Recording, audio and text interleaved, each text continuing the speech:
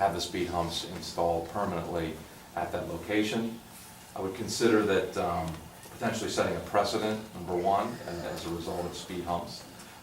That could then become the first solution for every time you pave a street. The residents might want their speed humps, if that's an issue for you or not. Also, maybe the temporary are considered to be put up certain times of the year. Your public works crew could install them and remove them. I would have to address the holes that are left in place during the months that are removed. So just wanted to give that feedback to you as you decide or consider how to apply some traffic calming techniques to that location. Okay, next is 401 Clearview. I think speaking to the benefits of the trees has been done. We believe, obviously, there are benefits, ecological as well as aesthetic benefits to keeping trees. We deal with this on a regular basis through the excavation of sewer lines. In this case, the reason why we don't normally see this as a result of a street restoration project, because most of your restorations are just milling and paving. So we're not addressing curbs and we're not addressing total reconstruction of a roadway. And everyone remembers the condition, or still sees the condition of Clearview and the deformity of the pavement that required a full restoration, which is complete removal of the pavement section, as well as installing a sub-base, which is usually 6 to 10 inches of stone, and also in some cases removing the soil even beneath that as a result of soft or insufficient soil that doesn't allow bearing to resist the forces of the road. So those are called spot repairs. We'll go in and dig up even greater depths, usually another foot and a half, depending on the size of the soft area. That's removed, replaced with better material. The sub-base then, like I said, 10 inches of stone, and then the section of asphalt, binder, and top, and then the curb and gutter are all applied as the section is built up from the ground. So that's why we normally don't see this or have this issue with conflicts with trees. So as one resident had said, will this continue? This is a unique project to Crafton. Most of the street work is milling and paving. So my answer would be, based on history, this should not be repeated on any kind of regular basis. We don't see very many full street reconstructions in Crafton. So to the subject of the trees in question, another note is that there are a pair of trees on Clearview just up from this location that will be addressed in phase 4. So we're going to have this issue again with those particular trees. So you might consider that when you're thinking of a solution. We did meet with the resident and some tree commission members, several folks that had come that were interested in this. And I'll say that back 5 years ago when the project was designed, all 5 or 6 phases of Clearview was designed, these trees were identified, and it was looked at that time to find a way to save the trees. We were not able to come up with a way to do that, and the plans were marked to remove the trees. I think we added an as-needed segment just in case there would be something that would present itself to allow the trees to remain in place. But our intent back then, when this design was vetted through council, brought and talked at public meetings, residents, especially from Clearview, had the opportunity to come and hear this. Granted, it was probably a minor detail for most people at that time, not being proficient at reading plans. But just wanted to say that it's been disclosed from the very beginning that council, did endorse and allow this plan to be in place. So the meeting was an attempt to look at taking another stab at finding a way to save the trees because of the impact that the residents feel as a result for many reasons that you heard tonight.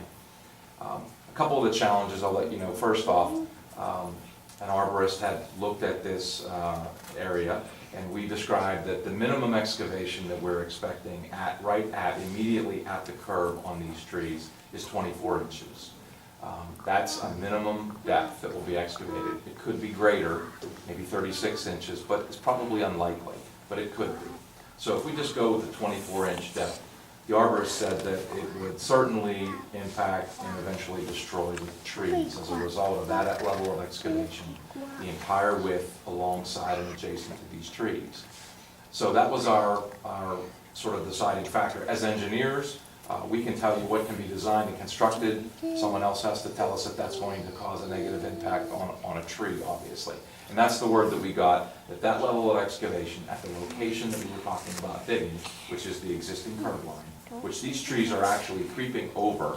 You know, they're basically growing over and around the curb, that they're obviously going to be impacted. So not only do we have to remove the curb and the part of the tree that's encroaching over the curb, we're also going to have to excavate into the tree to put the forms in order to build the section of curb where it is. So an additional 6 inches into the tree would have to be removed as well. So these trees are going to be hacked, for a lack of a better word, and it could result in damage to the trees. Mayor, let me just stop you and ask a question. You heard all the people here and what their wishes are.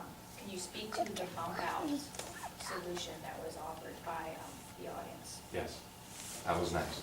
All right. So I just wanted to get the understanding. That's not, I don't like that, yeah. I wanted to get the understanding of that it will be a disruptive effect to these trees, and it's unavoidable based on the current design. So the idea of a bump out was to move some distance from the existing curb line, leave that curb in place, or so it doesn't disturb the trees, and simply move the curb in toward the center line of the road to avoid conflict, that 24-inch depth conflicting with the actual tree trunks, and everyone realizes that the tree roots expand almost horizontally, so you need to get away from the trees. Now, I believe the arborists addressed that. They thought that, I think, Bob, if you remember, was it 9 feet from the tree? Yes. That they said you needed to be to dig 24 inches down. So we're talking today about a couple feet. Still not my area of expertise, but the expert says that won't be enough to move away from the trees. So, but still, we'll keep moving ahead with the idea. When we left the meeting, it was agreed that we would go back as engineers, look at the design, and see if that could be implemented with standard engineering design practices. And it can. But one of the things that we didn't talk about at the meeting that didn't present itself was the impact of the cartway. The cartway is the actual pavement width, curb to curb in most cases, of the width of the road, which is 19 feet. What I found is that the minimum width of a cartway in a suburban area is 18 feet. And the 18 feet is for 2 buses or a bus and a large truck to pass, physically pass, mirror to mirror, with very minimal clearance. So 18 feet is the minimum traffic width that would be allowed for 2-lane traffic on a local street. So that only gives us a foot. The alternate would be is if you impact that 18 feet, if you have a cartway of less than 18 feet, it needs to be converted to a one-way street. So that would be the option that you would have here for us to recommend a bump out or narrowing of the roadway. So right now, I don't think 1 foot is going to make a difference. If you have 19 and we squeeze it to 18, we're splitting hairs, but I don't think 1 foot is going to save those trees. So the decision probably comes down to making it 8 or 9 feet so that we can maintain the minimum single lane width and making that section of Clearview or all of Clearview, depending on how you decide, one way. So that's a pretty big item to consider, and we didn't talk about that to the residents, and when we had that meeting, I didn't know necessarily cartway, and I wasn't really informed about traffic engineering. My traffic engineer informed me quickly when I took the idea back to the office. So we prepared a report, sent that to the manager. I believe you have that report. I think at this point, that's all I can see from a resolution of saving the trees, is to designate parts or all of Clearview as a one-way street, and narrow the cartway to a single lane width, and put the bump out around these trees, at least from curb to curb. It's Harris and Willard, is that at the other end of the trees? That would be, you could just consider that one section one way, and then we'd have to think about the street, the trees up the street as well, if that would be another section of one way, or whether those trees would get saved or not, I don't know. So that's the information I have for you to think about and decide. I will just add that we are ready and in the prime season for getting the best construction prices that we're gonna get by letting this contract very soon. Delays would just simply, in my opinion, result in higher prices for the project. But I just wanted to pass that on. That's all I have, unless you have any questions. I think that's a great idea. Do the bump outs in a one-way street. If you go up one block on Clearview, people would park there and one car gets through all the time. And the other car waits at the other end to get through. To So be I honest, think from that's, a procedural standpoint, the Pardon me? residents have, from a procedural standpoint, the residents have to petition to get their road in a one-way, and then the traffic study has to be done, things like that. It's not undoable, it's just, they have to. would the residents petition? Yes. for one-way Can we do it street? now? Looks like they would. We're unanimous on I'm that. just Could making Yeah. sure I they just say understand one that. thing? On my way down here today, I had to back up. I turned right at the Harris House onto Clearview, and boom, there's another huge car coming, SUV, coming the other way. So I had to back up so that he could turn up Harris. So it happened to me today, and I do remember I've been coming to council meetings since the late 60s, and this has been discussed many times to make Clearview one way. So this is not the first time it's been considered. Thank you. And I also had a question in follow-up with what you said. Sorry. Excuse me, I mean, from a procedural standpoint, I do want to hear everyone's I comments. apologize. But it's all right, from a procedural standpoint, you will have an opportunity to address the comments from the engineer. Unfortunately, it's at the end of the meeting. Oh, okay. When citizen comments come up again. Okay. And I'm afraid if we did it now, we're not going to get to the rest of our agenda. So if you're able to stay, please stay, but we have a number of things to get through. And we moved this to the time now in case you didn't have anything to say, you could leave, right, to save your time. But No, I if understand. you do want to stay, please hold it till the end. And we'll listen to whoever wants to speak at that time. One last consideration, Mr. President, is the grant that's involved. Remember that we have timing associated with that grant. There's deadlines on when that money has to be spent for lack of reimbursement. So I don't know if the grant can be extended. I'm just saying that that is something to consider as well, losing those funds. Well, when is the deadline on this one? It's June 30th. So even if we were to investigate this a few more weeks, we would still be able to spend that money by June. Well, I'm not sure of that. I think we're pushing it right now to get the project let. It's probably a 2-month process to. But isn't this let a the third contract- phase? This is the third Yeah. phase. So we knew this phase was coming. We did not seek bids We're ready to do in that. advance because it was a phased project. Right, each phase was a different year. So in the spring, we would let bids, and now we're letting bids for phase 3. We didn't bid in advance of that to secure anybody's services. I'm not sure I follow. So if we knew there was gonna be this work, 2010, 11, 12, 13, or whatever the sequence is, we didn't seek bids for each phase at one time. So it has to be, each phase has to be authorized. Okay. Yes. Can and we that's each year. Can we seek bids to just get the work on the schedule and then work on making a decision on this, whether it would be a change order? It's not a bad idea. We could let the contract, and then if you decide to do nothing, then the construction stays the same. If you decide to install a bump out, we probably could do a design, delay the bid opening, and then write an amendment, design amendment, and bid item amendment, and reissue that. But it probably would only give you 3 weeks or so before the deadline would be up to say if you're going to have an amendment or not. And we could just cancel the project as well. If we let the contract, you'd spend the money on the advertising. But if it just, to a point, if you're talking about doing a traffic study and a petition to a one-way street, that's going to take months. So that, I wouldn't even see this project going this year. Or even just a little bit more time.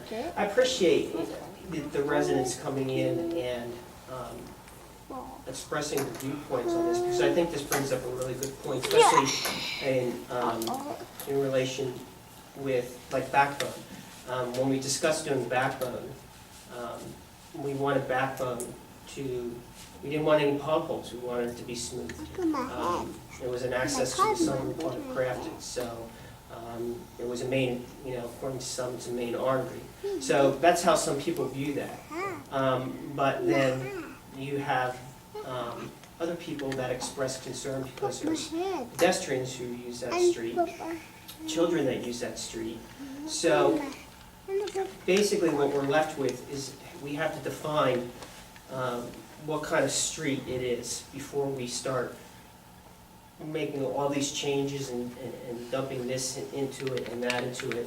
And as a community, we really have to come together on these projects because we're spending a lot of money, which is really making an impact on our community. First, we have to define, what we want, what kind of street this is. Like this street, and it's beautiful. The residents who live there, they define it one way. I mean, and then they have to use it, maybe more than anybody else in the community. But that's how we have to, in my view, we have to address these issues. We have to define what kind of a street it is, and then figure out how to do whatever to make it better, for lack of a better word. All right, let's move on from this point. Let's get through some of the other things that we have on our agenda. Chief Crown, you're next up on the agenda for your presentation. I understand we were going to ask you to limit it to 15 minutes. It's quite a report, so please do your best. 10 minutes with questions. Okay, 10 minutes with questions. Yes, I think everybody, if you're not familiar with it, on your desk, you should have had a report for the Crafton, Carnegie, Ingram Fire Department Consolidation report. In that report, back in 2009, 2010, we had a committee that set some standards, and I believe Mr. Phillips is the only member of council still on, or he was on that committee. We hired a professional through the Department of Community and Economic Development. They looked at the communities. Not only did they look at Crafton, Carnegie, and Ingram, they looked at Roslyn Farms, Thornburg, Pennsbury Village, who's also serviced by the fire department. And through, 2-3 years of some investigating, some other reports, that's the document you have. I think it's 40-some pages long. There's some recommendations on that. And in talking to Councilman Amendola, he felt that maybe we should, come and talk to you about that report and get a feeling of council where we want to go and how we want to proceed or not proceed with such a project. At this time, I can honestly tell you that the fire department is not looking for a full lot, 100% consolidation. There's been some other recommendations in the report of some type of an umbrella organization, some administrative, some purchasing, and operational consolidation approaches. There's various other recommendations in the report for funding and all those types of things to draw the masses among 20,000 residents instead of the 6,000 to 7,000 residents we have in Crafton, and spread that out and develop a stronger fire department in both operations and administrative tasks. So we've talked about it at the fire department, and we're looking at the future, trying to, for lack of better word, we talked about it before, instead of getting run over by a bus later down the line, not doing anything or forward thinking and saying, okay, where are we going to be at in 10 years? Where are we going to be at in 15 years? So we're trying to plan ahead, trying to see that, in the future, consolidation of all emergency services, not just the fire emergency services, are at risk. And plus, the standards of volunteerism's down, finances are always at, a tough going. So try to look at all those things and spread that out among a lot of the communities, but still maintain a strong core and base in the fire service, and EMS and police. So we've looked at, all that, and that's the decision I think you guys is before you. It would be our intention maybe to proceed with the study. The DCD, Department of Community and Economic Development, will hire and put forth another consultant to study further particulars of the study and draw together all the department's bylaws, operating costs, everything that goes along with that, trying to pull it together to see if it will succeed. Right now, here's the study, here's what's been recommended. Phase 2 is to look at everything, try to draw everything together to see if we can go to the next stage. The next stage is to start implementation of the project. So that's what we're here to discuss. That's about 4 minutes. First question. Have the other, you said Carnegie and Ingram, they've also received a copy of this? Yeah, report, I assume? Carnegie, the written report has not been out. The bound copies have not been out. We have the electronic copies, which you guys have, are out. Ingram, I understand their council does have it, their fire department does have it, so does Carnegie and Carnegie Fire Department. Do we have any feedback from the? Tentatively, I do know that Ingram Fire Department, before the final study was done back October, September, backed out of the total study. So their fire department's out. We haven't heard anything from their municipality yet. So even though they're in this, if we would proceed, Yes. the next phase would not include? It could or could not. That would be up, formal resolution by their bodies. What about the other fire departments? Carnegie Fire Department, I did talk to their chief and their president. They're willing to move forward. Again, that they have not presented it to council yet. Basically, everybody's trying to see who's going to take the first step, to get the steam rolling or the ball rolling, so to speak. Do you have any insight into their debt? A lot of that debt is incurred or in the study. There is debt that they do have. We all have certain levels of debt. Ingram Fire Department basically doesn't have any debt, and they're the first to let you know that. But if we can compare, we can compare those down the line. But yeah, debt would be looked at. There is in the study, and one of the recommendations is a transitional budget committee to look at those types of things and how to fair and equitably spread that debt. If the municipalities hold that debt separate of a, fire and emergency services commission, or is that debt blended into the total commission? I think that would be one of the studies that we'd have to actually dive into. It's probably the main reason Ingram bowed out. Yeah, we can address that in a private matter. Do we currently provide them any support at this time? Whom? Any backup, any Carnegie, Ingram? Yeah, Carnegie Borough, we respond. We have a very, very good working relationship. Actually, Carnegie's had 2 or 3 major fires in the last 10 days, and we've supported those in those endeavors, and we are their first backup into Carnegie and into Ingram. So they rely on us as their first mutual aid. And if Ingram decided to not go any further, would we reach out to another community, or would we just then consider Carnegie? I think that would be up to the committee to look at these processes. Why I think this all, if you looked at, we were using the boundaries of Clarendon School District, and Ingram asked to be in, but we're kind of all tucked in between the city of Pittsburgh, Robinson Township, so it was this little corridor that everybody was looking at. Other questions? Do we participate in the, at the Charlotte Cog, there's the fire chiefs for purchasing power? Yes, we are a member. Actually, I go to the meetings every month, Okay, so we do sit at the Charlotte. so we are getting some benefit from that? We are getting some benefit. There's some training, because it's a new organization, we're trying to get those training opportunities. My belief is this summer there's one big training, and they're bringing a nationally recognized instructor in for another big training in the fall. Okay. So So- there's training going on. So there is some benefit from, Yeah, and we're actually looking at, they're putting bids out for hose testing, ladder testing, SCBA testing, aerial ladder testing. So there's a lot of different other bids that are going out. When you bid those things, it's easier from just the borough going out and getting bids than cooperating with 20 other departments to get those bids. And I believe some of that we are writing into the SHACOG specs so that we can generate from the Char West and the Shade Call to try and pull 50 departments in, so there's better pricing and those types of things also. So what would be the benefit for us? In a consolidated approach, Yeah. manyfold, I don't know where to start with that.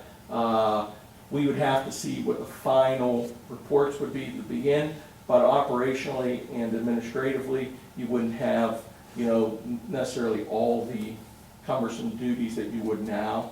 We are all volunteer. A lot of those volunteers' hours, a lot of us spend countless hours, you've seen some of the reports, doing those types of things in a consolidated approach. A lot of that, those duties will be blended among the departments.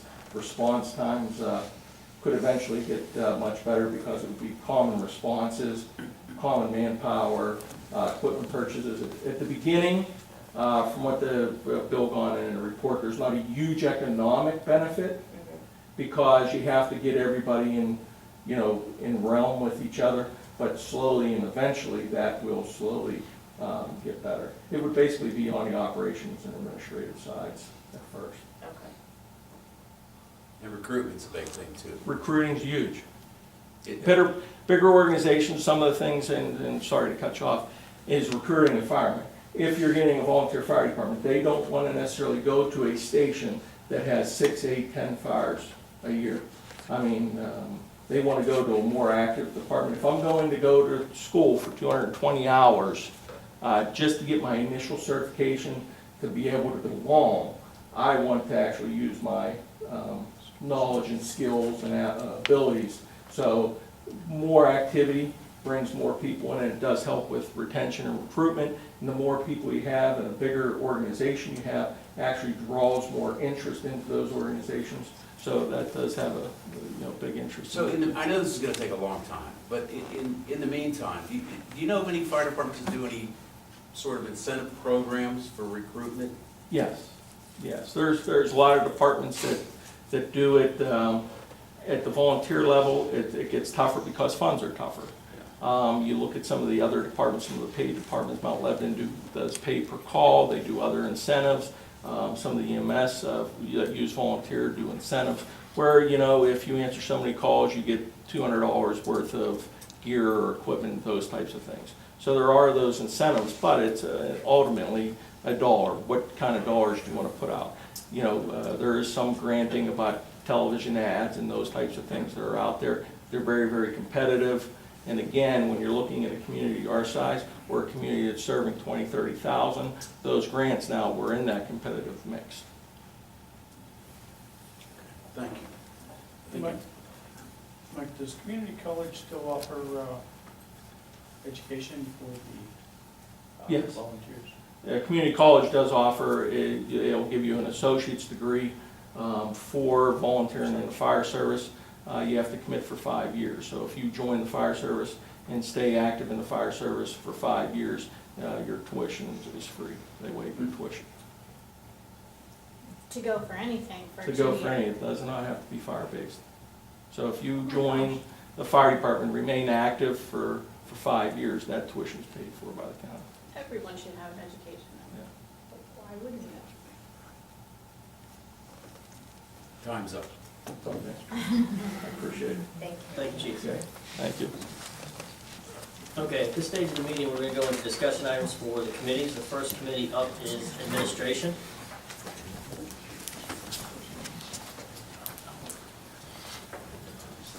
Do you wanna kick that off, Nina, or do you wanna ask, it's a discussion on the blackboard, sample policy? I'm not really sure. What are you looking for me to do? Jamie, did you put the sample policy together? I actually talked with Blackboard if they had something, because obviously they deal with a lot of municipalities, to see if they had a policy, and this would be the starting point by which we would need to develop use and structure. Now, obviously, this one speaks to, a different type of municipality, it speaks to a city, but it's a starting point for us to have that policy. So this is what we talked about last time. Correct. Actually, when do we use this? Right, who uses it, how we use it, who has the authority to do so, and that sort of thing, and this is a sample draft from another municipality. I'm sorry, I didn't know where this came from. I wasn't expecting to have the same thing particularly about this, but I did reach out to Mount Lebanon, to their public information officer, I believe her name is, her title is. They actually have a full-time person that does all of their social media, this type